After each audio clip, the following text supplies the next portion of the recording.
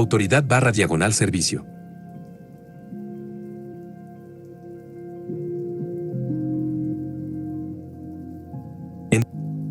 Entonces dijo Elohim, hagamos al hombre a nuestra imagen, conforme a nuestra semejanza, y ejerzan dominio sobre los peces del mar, sobre las aves de los cielos, sobre el ganado, sobre toda la tierra, y sobre todo reptil que repta sobre la tierra. Y creó Elohim al hombre a imagen de Elohim lo creó, macho y hembra los creó.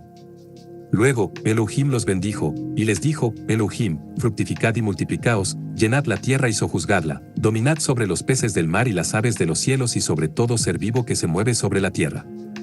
Y dijo, Elohim, he aquí os he dado toda hierba que produce semilla que está sobre la faz de toda la tierra, y todo árbol en el que hay fruto y que produce semilla, os será de alimento. Y a toda bestia de la tierra, y a toda ave de los cielos, y a todo lo que repta sobre la tierra, en los cuales hay vida, toda hierba verde les será por alimento. Y fue así. Génesis 1, 26-30.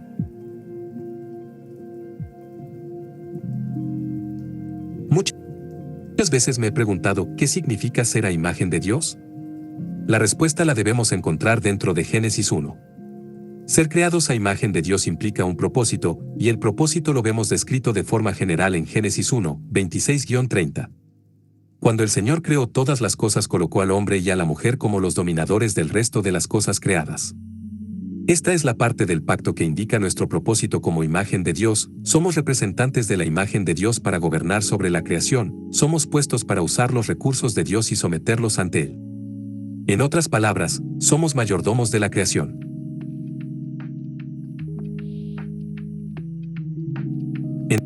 Entonces, hay un detalle que no puede ignorarse: si Dios es el creador, y nosotros los administradores, esto ya nos provee un principio de orden. El hombre maneja la propiedad de Dios para reflejar al Señor de todas las cosas. El hombre es criatura, y no debe ejercer dominio pensando que la tierra es suya para hacer cualquier cosa que quiera con ella. Hay parámetros y de esos parámetros hablaremos más adelante en los próximos capítulos.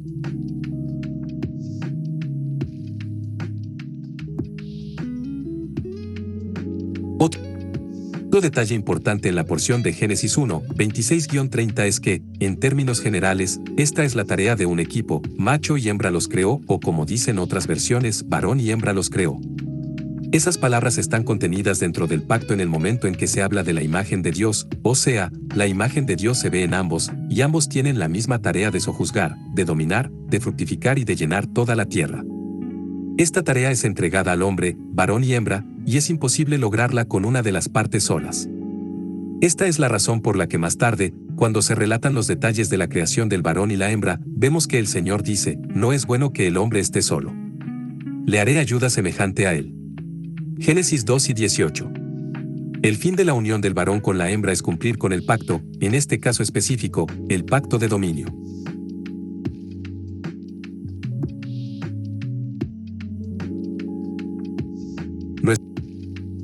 Nuestro pasaje, Génesis 1, 26-30, continúa diciendo que la imagen de Dios debe fructificar y multiplicarse.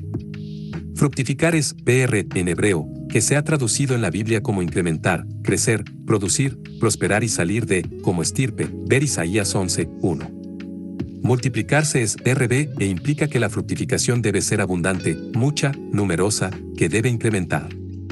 Podemos ver claramente que la tarea de la imagen de Dios comienza con reproducirse numerosamente. Reproducirse numerosamente es un imperativo, es una acción que forma parte del mandamiento del pacto. ¿Por qué tocamos esta parte del pacto aquí y no en el tercer punto sobre la ley del pacto? Porque es necesario observar que la intención de Dios para el hombre era la de que todos los seres humanos expandan su imagen sin distinción ontológica. Varones, hembras y niños cargan con la imagen de Dios y debemos reflejar al Creador poblando la tierra y dominando la creación de forma consistente con el pacto. Toda la tierra debe llenarse del reflejo de Dios, toda la tierra debe experimentar el dominio de la imagen de Dios, toda la tierra debe ser llena de la gloria de Dios llevada por su imagen, el hombre. Nótese que esta población es a toda la tierra, llenándola de la imagen de Dios. La tarea de llenar la tierra no puede ir en contra del principio de multiplicación. Nos reproducimos en gran número para poblar toda la tierra. De esto hablaremos más en próximos capítulos. Observemos precisamente todo esto comprimido en el Salmo 8.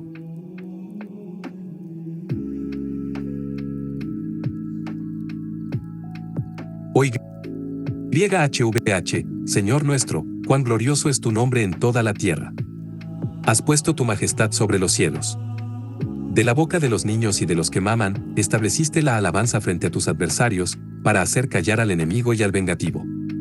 Cuando contemplo tus cielos, obra de tus dedos, la luna y las estrellas que tú afirmaste, digo, que es el hombre, para que te acuerdes de él, el hijo de Adán, para que lo consideres. Lo hiciste un poco menor que los ángeles, lo coronaste de gloria y honor. Lo haces señorear en las obras de tus manos, pusiste todas las cosas debajo de sus pies, ovejas y bueyes, todo ello, y también los animales del campo, las aves de los cielos y los peces del mar, todo cuanto atraviesa las sendas de los mares. YHVH, Señor nuestro, cuán glorioso es tu nombre en toda la tierra.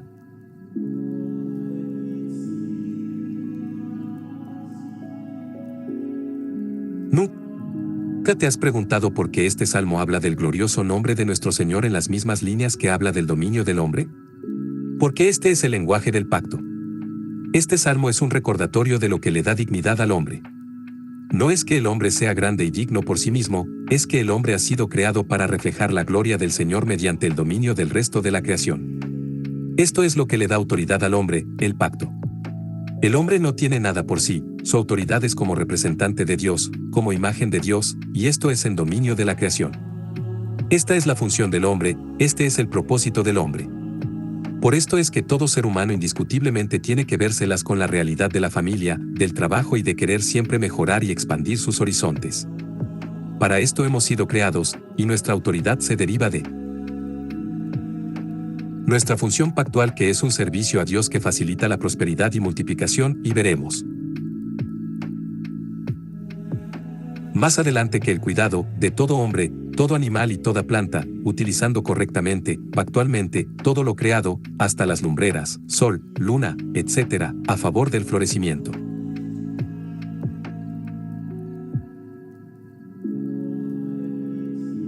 Ya hemos visto que nuestra identidad está ligada al pacto que nos dio nuestro Señor. Esa identidad está amarrada a nuestras funciones de prosperidad, y todo esto comunica perfectamente nuestra adoración al dador del pacto. Cumplir con beneficiar la creación para ser numerosa es nuestra autoridad como mayordomos. Somos coronados de gloria y honor para señorear sobre la obra de las manos de Dios, Salmo 8. Somos señores porque somos servidores de Dios en dominio de la creación, dominio como definido ya anteriormente. Esta es la función legítima del hombre, ser servidor de Dios para que la creación y el hombre mismo fructifique, llenando toda la tierra de la gloria de Dios. Esta es la autoridad legítima, la del servicio, ser un medio de bendición. Toda dignidad, toda autoridad y toda gloria y honra humana es derivada del pacto.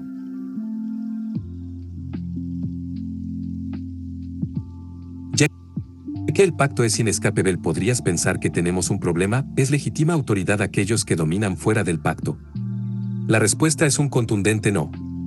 Lo que legitima la autoridad es el pacto, y el pacto lo que provee es de unas funciones de dominio que están dirigidas a la prosperidad de la vida y expansión por toda la tierra de ella. Dominar la vida fuera del pacto vendría a limitar esta realidad, sería antidominio y llevaría a acciones de no poblar toda la tierra, no ser numerosos y multiplicados, no fructificar y a tener poca productividad, serían acciones antiflorecimiento, antivida. Dicho en otras palabras, un supuesto dominio fuera del pacto realmente es un pacto de muerte, todos los que me aborrecen aman la muerte.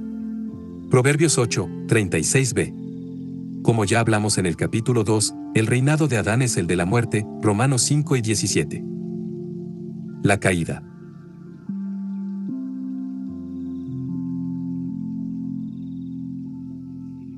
Antes de concluir con el amante de la muerte, el Proverbio 8 habla de un contraste entre los bienaventurados que guardan los caminos de la sabiduría y el que peca contra ella y defrauda su propia alma en autoengaño, Romanos 1 y 18. El mismo proverbio personifica la sabiduría, v22 al 31, y si observas verás que esta personificación es exactamente lo discutido en el primer punto del pacto, es la trascendencia e inmanencia del Creador. Quien niega el primer punto del pacto ya tergiversará el resto del pacto, porque vivir bajo el pacto es inescapable, nadie huye de la autoridad divina, nadie puede escapar del Creador. Como ya discutimos anteriormente, el primero en transgredir la palabra / ley del pacto de Dios fue Adán. Él y su esposa fueron engañados y se permitieron defraudar sus almas. La serpiente mintió al decirles que serían iguales al trascendente en el conocimiento del bien y el mal. Adán no se conformó con la semejanza que tenemos en el pacto de dominio, quería ser como Dios. Adán no se conformó con el conocimiento que ya tenía del pacto para ejercer dominio sobre todo lo creado, quería tener lo que el trascendente tenía. Por esto es expulsado del Edén, y conocería íntimamente el mal y la muerte muy pronto.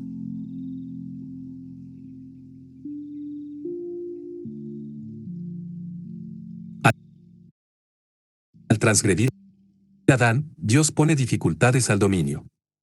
La fructificación y la multiplicación ahora serán dolorosas, pero Dios no cancela su pacto, al contrario, lo reitera al poner limitaciones debido a la maldad que ahora hay en el hombre. Al transgredir también se afectó la autoridad. La autoridad tiene que ver con fructificar y multiplicarnos y Dios puso límites a esto al proferir, con dolores de parto darás a luz. Entonces, ¿la maldad informaría alguna forma de lidiar con este límite impuesto por el Creador? Pues sí, se me ocurre el adulterio, la fornicación y la poligamia. Ya para lograr alguno de estos pecados necesitas dominar al hombre, o a la hembra, como en este ejemplo, y someterlo bajo los pies de otra imagen de Dios por medios violentos, intimidación, mentira y otras transgresiones. Al transgredir se afectó la autoridad. El hombre pecador buscará formas de eludir los límites de Dios en usar las plantas y semillas que fueron creadas para el florecimiento del hombre y los animales, buscando formas y alimentos fuera.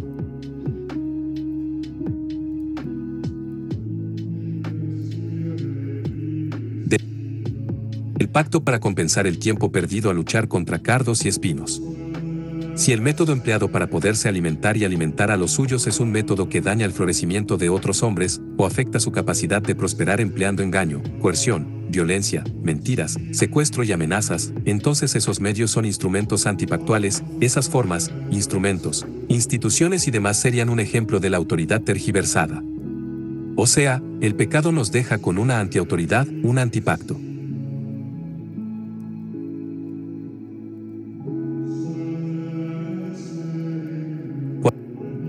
Cuando uso la expresión antipacto, lo que realmente estoy diciendo es que nuestro pecado busca solucionar la realidad del pacto, negando que solo Dios es dador de ley, Santiago 4, 11-12, creando entonces un pacto alternativo, un antipacto. Un antipacto comienza con el hombre, no con el trascendente e inmanente Dios único. Pero como el pacto es inescapable, el hombre se hace el trascendente y miente o trata de alcanzar alguna forma de trascendencia falsa como hacerse Dios o hijos de dioses, inventando religiones falsas, instituciones que intenten sustituir al Señor y cosmovisiones alternativas al pacto. Negar la trascendencia también toma la forma de ignorar al Creador diciendo que no existe o cosas por el estilo. Es como dijo Pablo, suprimen con injusticia la verdad, ve Romanos 1, 18-32.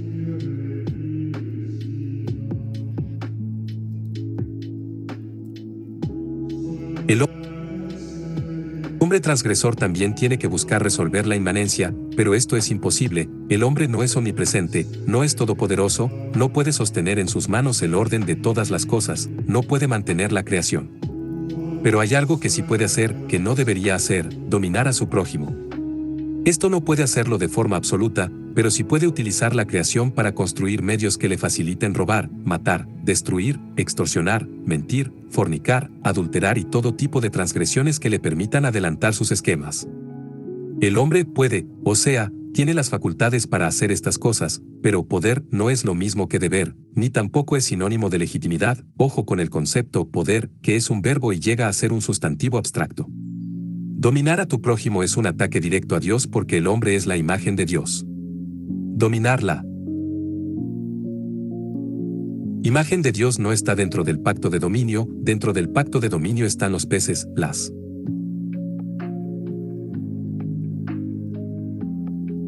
aves, lo que se arrastra, las bestias del campo y todas las semillas y plantas para sojuzgarlos. También discutimos que al único hombre que podemos dominar es a nosotros mismos, el dominio propio, nadie más. Pero al quebrantar la supremacía del Señor pretendemos dominar a Dios. Como no podemos dominar a Dios, hacemos lo más cercano a esto, dominar la imagen y semejanza de Dios. Para hacer esto se incurre en cualquiera de los pecados antes mencionados y no hay escapatoria de esta realidad.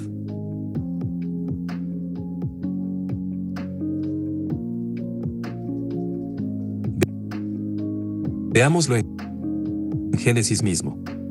¿Cuál fue la primera vez que Adán conoció la muerte? Cuando su hijo mayor quiso dominar a su hijo menor e ignorar la advertencia que Dios mismo le dio: si obras bien, no serás enaltecido. Pero si no obras bien, el pecado acecha a la puerta, y su concupiscencia va contra ti, pero tú has de dominarla. Génesis 4, 7. Caín quiso borrar a Dios al suprimir con injusticia la verdad. ¿Qué verdad? La palabra de Dios, la advertencia contra el pecado y el mandamiento de dominio propio. ¿Qué engendró toda esta transgresión? Fratricidio, el primer homicidio de la historia de la humanidad, ver Santiago 1 y 15. Después de esto el libro de Génesis marca una distinción entre la descendencia de Caín, Génesis 4, 17-24, y los que invocan el nombre de YHVH, Génesis 4 y 26, los hijos de Dios, Génesis 6, 2,4.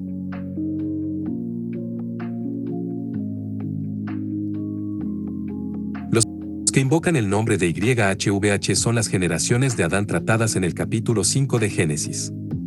Los descendientes de Adán son una lista de hijos que culminan con una figura importante, Noé y su descendencia. Pero antes de esto, en el capítulo 4, vemos otra descendencia, la de Caín. La lista de los hijos de Caín en Génesis 4 culmina con una figura muy reveladora, Lamec.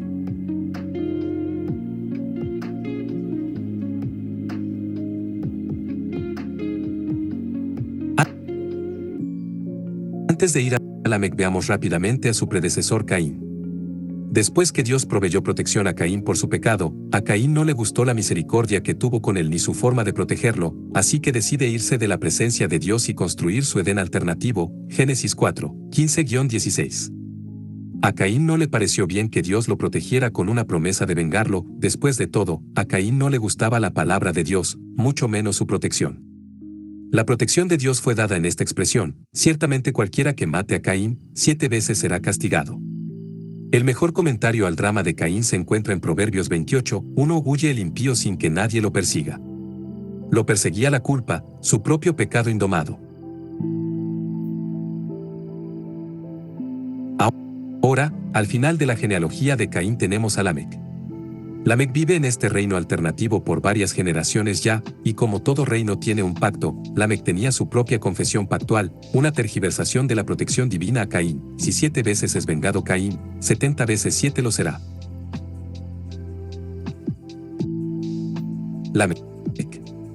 Lamec no solo añade a la palabra de Dios usando su nombre en vano, también vemos que Lamec es el primer polígamo registrado en las Escrituras. Ya vemos que el dominio en manos de los hijos de Caín va añadiendo nuevas formas antipacto de multiplicarse, tener 2 esposas, y de protegerse, amedrentar a otros con violencia mintiendo sobre la palabra de Dios. Estas son leyes fiat, leyes inventadas de la nada que no corresponden al pacto dado por Dios.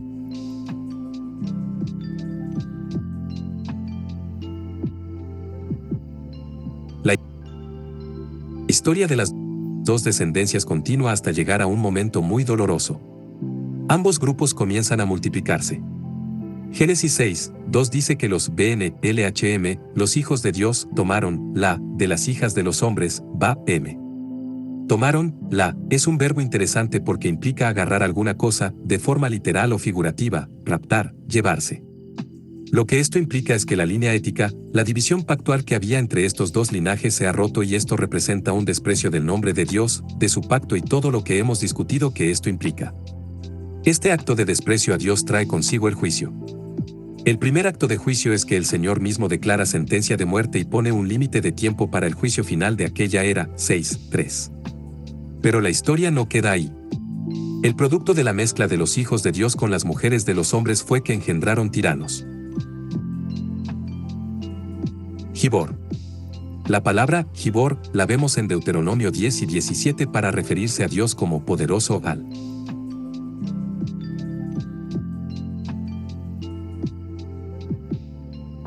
Igual que al Mesías en Isaías 9, 6.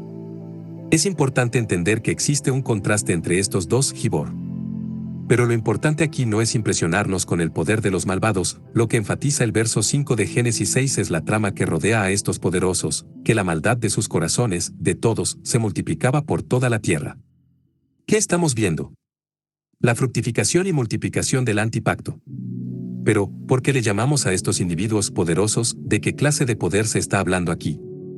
Ya sabemos que, sea lo que sea, implica maldad, V5, y también hemos discutido que el poder se deriva del trascendente e inmanente creador.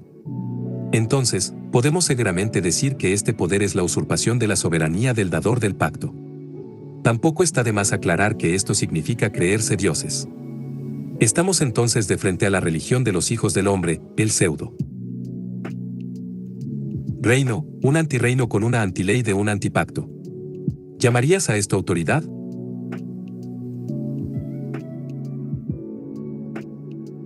Esa religión antipacto es un reinado, recordemos que el hombre es señor sobre la creación.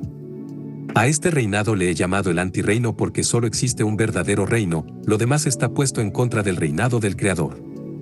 Génesis 6 y 11 nos informa cuál es la marca del antidominio, violencia. El dominio a espaldas del trascendente / inmanente es uno de violencia. La palabra violencia es usada por todas las escrituras para referirse a crueldad, falsedad, daño, injusticia, opresor, ver Proverbios 3 y 31. Todas estas acciones son propias del reinado de la muerte, Romanos 5, 17,21.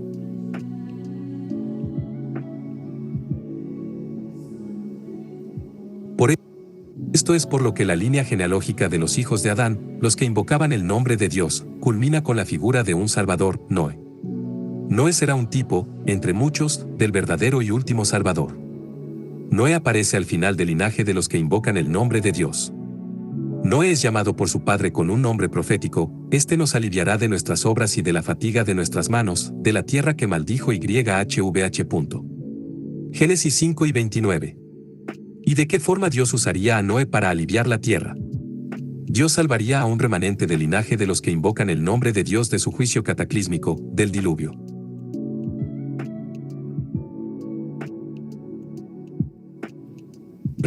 Regresando a Génesis 6, 7, observamos que esta religión antipacto tiene consecuencias sobre todo lo que la imagen de Dios, el hombre, debía ejercer dominio. Igual que en Génesis 3 con la caída en Adán, donde la multiplicación fue afectada, la tierra y el dar fruto del vientre, Génesis 3, 16-19, vemos que en Génesis 6, 7 es afectado el dominio del hombre, o sea, las plantas y los animales, borraré de sobre la faz. De la tierra a los seres que he creado, desde el humano hasta la bestia, el reptil y las aves de los cielos, pues me pesa haberlos hecho. Esta expresión de nuestro Creador debe ser una de las más desgarradoras en toda la Biblia.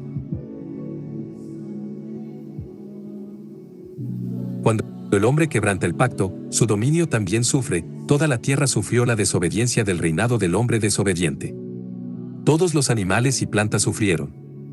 Nuestra autoridad es sobre lo creado y debemos maximizar el uso de todo esto para glorificar y prosperar dentro de los parámetros del pacto.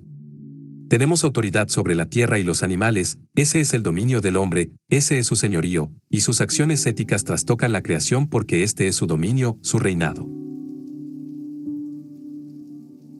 Al culminar el juicio del diluvio observamos que el pacto es renovado con Noé y toda su casa. El lenguaje es el mismo del pacto de dominio, y bendijo Elohim a Noé y a sus hijos, y les dijo, fructificad y multiplicaos, y llenad la tierra. Génesis 9, 1.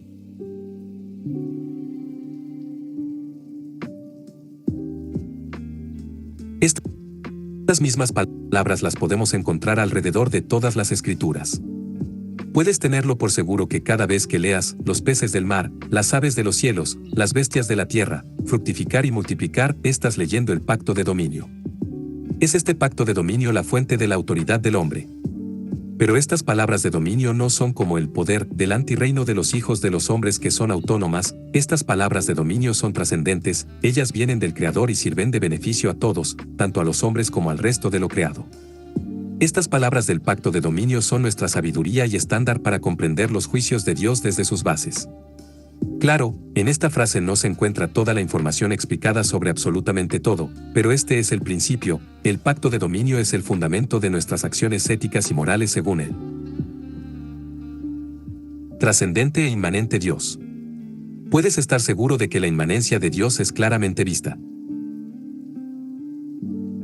en sus juicios al desobedecer el pacto.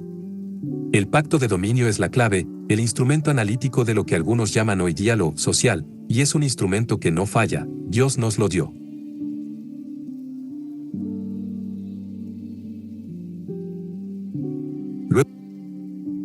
Luego del diluvio, los hijos de Noé se multiplicaron por toda la tierra. Noé plantó un viñedo y bebió vino, Génesis 9, 18-21, símbolo del descanso que hay tras la obediencia del dominio, aunque mucha celebración tampoco es dominio propio como vemos en los versos 21 en adelante. Y este es el patrón que veremos una y otra vez en las Escrituras, vemos cómo los hombres quebramos el pacto y cómo Dios nos rescata de nuestro pecado.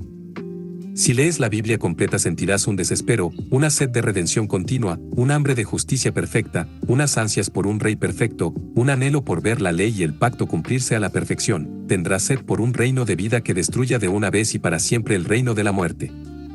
Si te identificas con estas palabras sabes muy bien quién es nuestra esperanza y la reconoces. Rey de reyes de la tierra.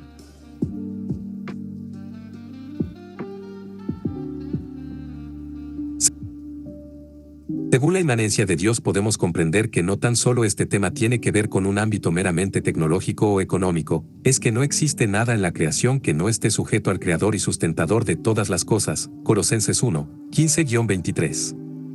Lo más importante que dañó el primer Adán fue nuestra relación con el inmanente, y esta es la base de lo que Cristo vino a recuperar.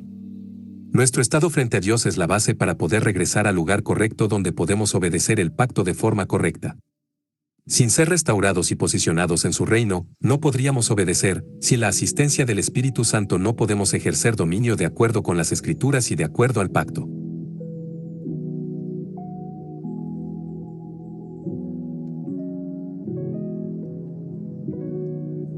Juan 1 y 2 te dice, pero a todos los que lo recibieron, a los que creen en su nombre, les dio potestad de ser hechos hijos de Dios. Somos hijos adoptivos que recibimos la herencia del primogénito, por esto Hebreos 2 confirma que somos hermanos de Cristo, entre otras cosas que veremos que no son casualidad. La palabra nos enseña que el Hijo tiene un reino, y que los que han sido llamados hijos de Dios heredamos el ser parte de ese reino, con gozo dando gracias al Padre que os hizo aptos para participar de la herencia de los santos en la luz, quien nos rescató de la potestad de las tinieblas, y nos trasladó al reino del Hijo de su amor, en quien tenemos la redención, el perdón de los pecados. Colosenses 1, 12-14. Como nos recuerda el Salmo 8, somos señores de la creación, fuimos puestos como reyes sobre la tierra, 2 Pedro 2, 9, y debemos multiplicarnos sobre esta, Colosenses 1, 6, no solo en sentido físico, también del corazón, revirtiendo la maldad que prosperaba en Génesis 6. La predicación.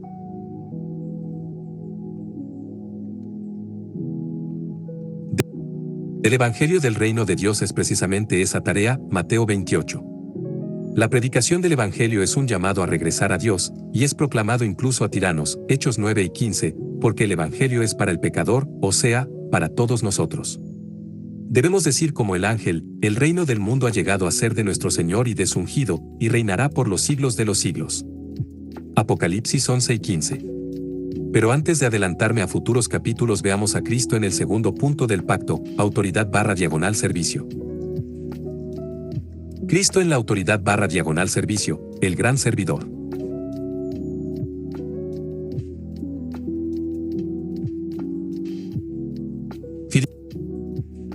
Filipenses 2 nos da la clave de la verdadera autoridad.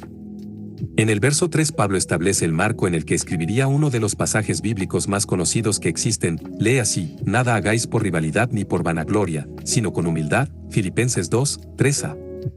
La palabra rivalidad también se traduce como contienda. La palabra en griego es eriteia.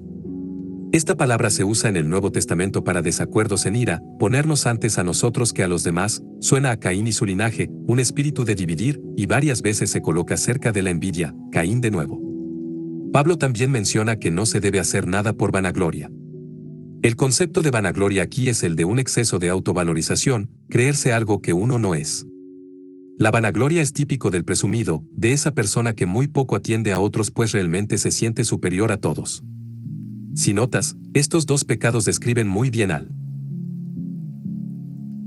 Gibor, de Génesis 6, y a sus ascendentes Lamec y Caín, estos se pusieron a sí mismos antes que a su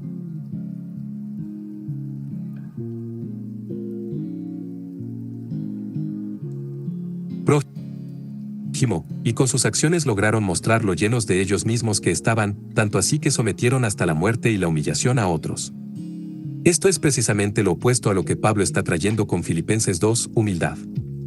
Así continúa, considerándoos los unos a los otros como superiores a vosotros mismos. Filipenses 2, 3b. ¿Puede haber servicio sin esta actitud? ¿Podría haber verdadera autoridad sin servicio y sin considerar a otros como la palabra ordena? El próximo verso lo contesta sin lugar a dudas, no mirando cada cual por su propio interés, sino también por el de los demás. Quienes son verdadera autoridad en el reino de Dios miran por el interés de los demás, o sea, son servidores. El pasaje entonces continúa diciendo: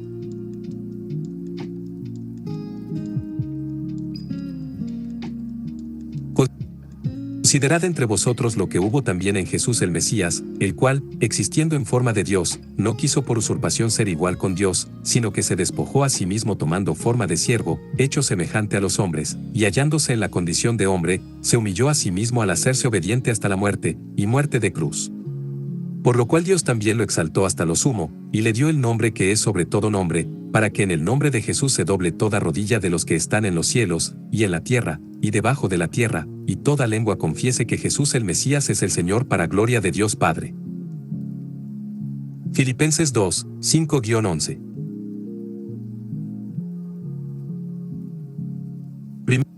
Primeramente, si se es parte del reinado de Cristo se debe ser de la misma mente.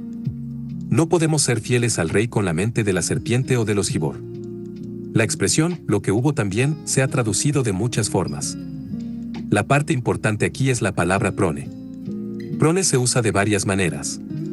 Por ejemplo, sentir de la misma forma, tener entendimiento, pensar de uno de forma modesta, juzgar nuestra propia opinión de algo, estar en armonía con el pensamiento de alguien.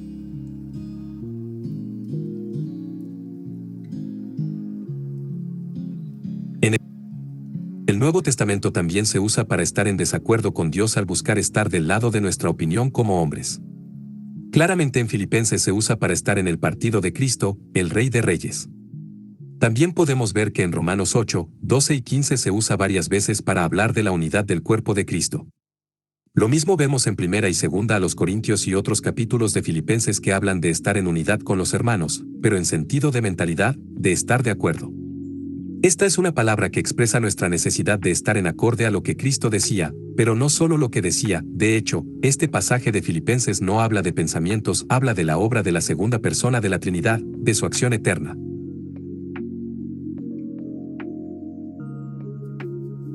En el versículo 6 dice que no quiso arpagmos. Este concepto se traduce como usurpar o robar, pero también es usado como aferrarse a algo o apreciar algo demasiado. Ser Dios no era un impedimento para Cristo.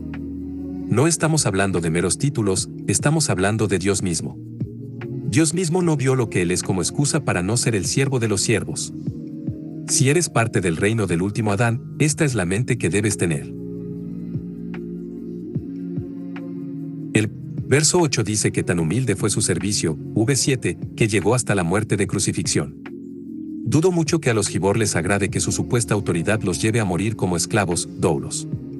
La palabra doulos, siervo, v7, es la misma que se usa para esclavo en el griego del Nuevo Testamento.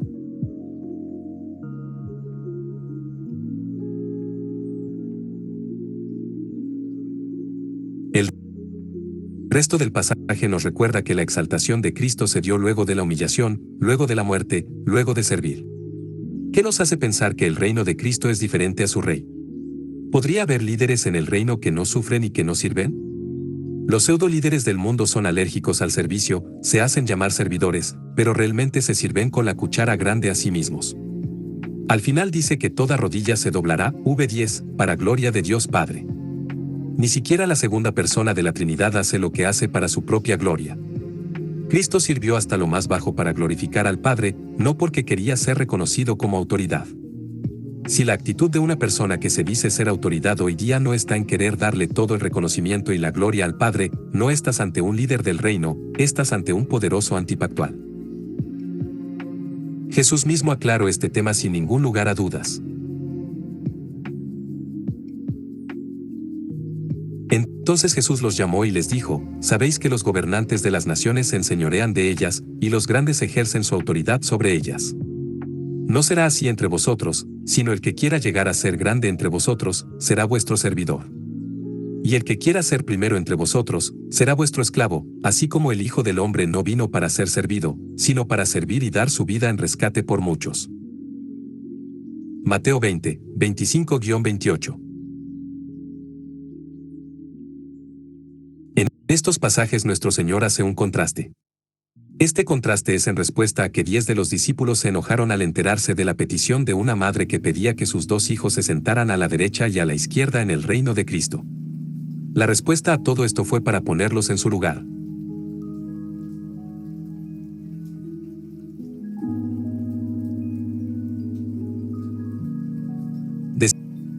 Decirles cuál era el trabajo de los agentes del reino de Dios.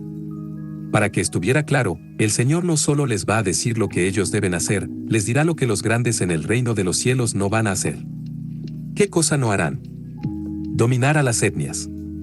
Dice que los gobernantes de los esnous, naciones, etnias o gentiles, katakirie, ejercen dominio, dominan, mandan sobre, se hacen señores de ellos. Este verbo de dominar ya lo hemos discutido, y hemos visto claramente que el pacto de dominio, en Génesis 1 y 2, Dios llama a dominar la tierra, los animales y las plantas, pero no al prójimo. Quienes comenzaron a dominar al prójimo en Génesis fueron los Gibor, los descendientes de Caín. Para completar el contraste de Jesús en cuanto a las naciones, nuestro Señor envía a sus discípulos después de resucitar, a que disipulen las naciones, Mateo 28, no que las dominen, porque esnous implica gentes, no conceptos abstractos.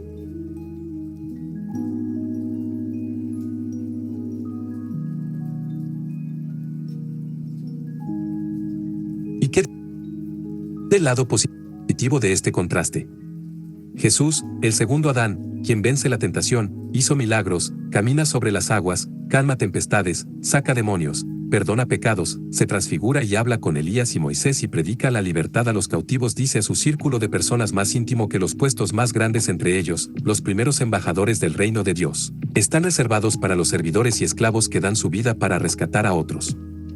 No solo dice esto, lo cual sería suficiente para nosotros, pero él ata este principio a sí mismo. Cristo dice, así como el Hijo del Hombre no vino para ser servido, sino para servir y dar su vida en rescate por muchos. Esto es ser grande, a diferencia de los grandes de Génesis 6, los Gibor. El rey dijo que ser grande es ser como él, que sirvió hasta la muerte. ¿Queremos hablar de autoridad legítimamente bíblica? Tenemos que hablar de sacrificios vivos. Santos y agradables a Dios, ve Romanos 12, 1, no de títulos o poder. Conclusión.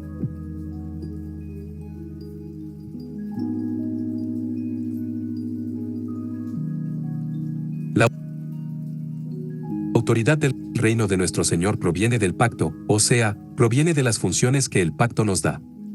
Estas funciones deben ser vistas como verbos, tareas propias del dominio.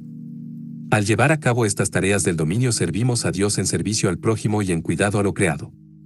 Estas funciones no nos hacen más imagen de Dios o menos imagen de Dios, son medios para un mismo fin y el fin es glorificar al dador del pacto, al creador de todas las cosas y extender su gloria por toda la tierra. Cumplir con esta encomienda es cumplir con el propósito por el cual hemos sido creados.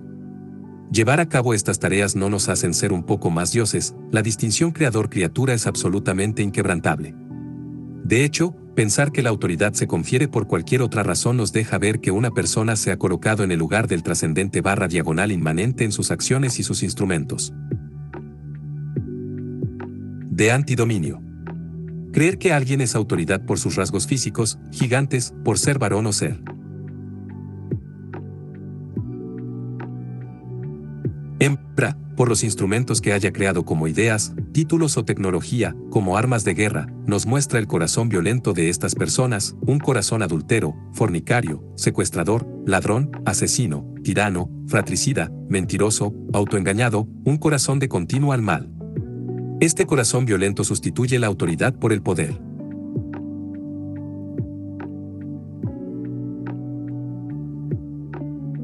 Los Gibor no derivan su influencia del servicio a Dios por la obediencia al pacto, los Gibor no tienen autoridad legítima, lo que tienen es poder sobre su prójimo. Nunca confundamos poder con autoridad, o violencia con autoridad, para ser más exactos. La autoridad legítima es ser representantes de Dios obedeciendo el pacto. Lo contrario es representarme a mí en desobediencia al pacto de Dios y dando por buena la lengua de la serpiente. Autoridad legítima es servicio a Dios que bendice la creación, lo contrario es servicio al hombre en detrimento de la creación.